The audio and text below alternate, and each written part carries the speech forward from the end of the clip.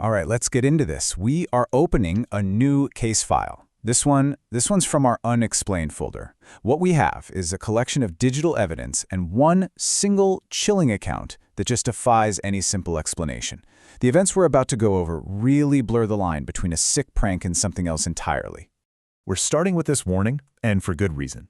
The entire case file we're about to examine comes down to one person's decision to ignore that advice. Every weird detail, every anomaly, it all stems from the exact moment someone decided they had to know who was on the other side of their door in the middle of the night. So, let's set the scene. We're talking about a quiet suburban house on a totally normal night. You know, the vibe. Everything is locked up, secure, and silent. And then, that silence gets broken. The first log happens at exactly 2:17 a.m. And you know the time is critical here. It's not just late. It's that deep, unsettling part of the night where the whole world feels asleep. And any sound at all just feels wrong. The first sound wasn't aggressive. The report says it was just a slow, deliberate tap on the front door. Just one.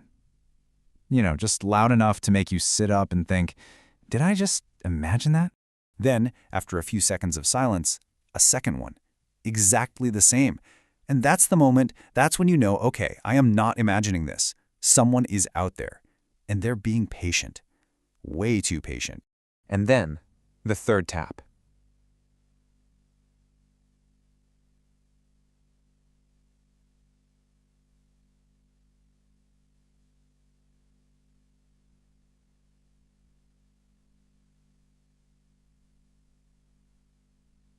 Followed by nothing.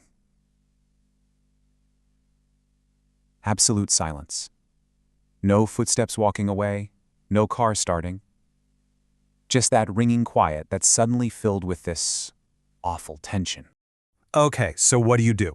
Right? You try to think rationally. The resident gets up, goes to the door, checks the peephole, listens. But the initial check of the scene, it comes up with absolutely nothing.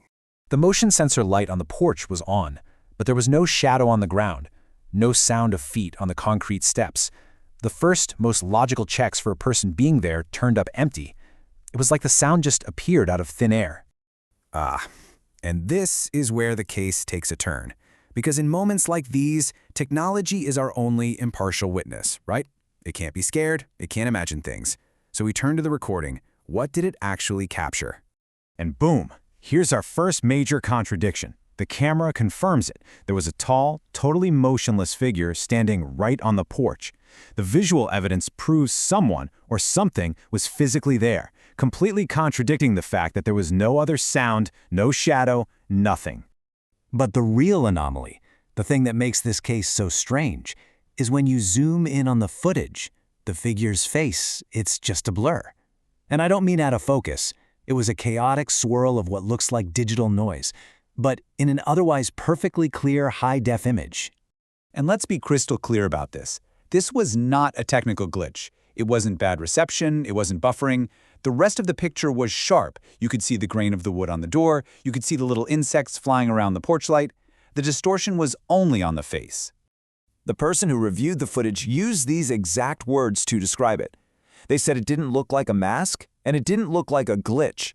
The only way they could describe it was that the face itself seemed to be made of pure static, as if it was something our reality couldn't quite process correctly. So let's follow the timeline, because this is where it really escalates. Despite every single alarm bell going off in his head, the resident makes a choice. We're now looking at the camera's own time-stamped log of what happened next.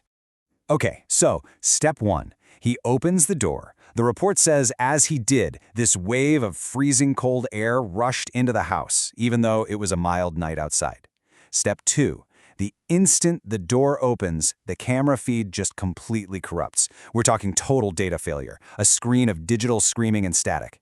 And then step 3, the feed snaps back on. And the duration of that blackout? Exactly 5 seconds. Not 4, not 6. 5. A clean, surgically precise gap in the digital record happening at the most critical moment possible. So this brings us to the aftermath. When that camera feed comes back online, we're left with a scene that can only be described as, an impossible crime. The evidence just doesn't add up, and it's why this case file is still sitting open. So, what did the camera see after those 5 seconds of pure static, after the cold air, after the blurred face, and after the unbelievably brave, or maybe foolish decision to open that door? The camera shows a completely normal, empty porch. The strange figure? Vanished. But more importantly, the resident, the man who opened the door, he was gone too. He disappeared from his own doorway in that 5-second window. And this is the detail that breaks everything. When authorities finally arrived, they found the front door shut and deadbolted from the inside. The man was gone, the visitor was gone, but the house was locked up tight, as if no one ever left. It's a physical impossibility. How do you even begin to explain that? All of which leaves us with just one real takeaway from this file. This isn't just a scary story. It's a protocol for something we don't understand. If you're ever awake in the dead of night and you hear that slow, deliberate 1, 2, 3, what do? This case suggests there's only one right answer. Don't find out who it is.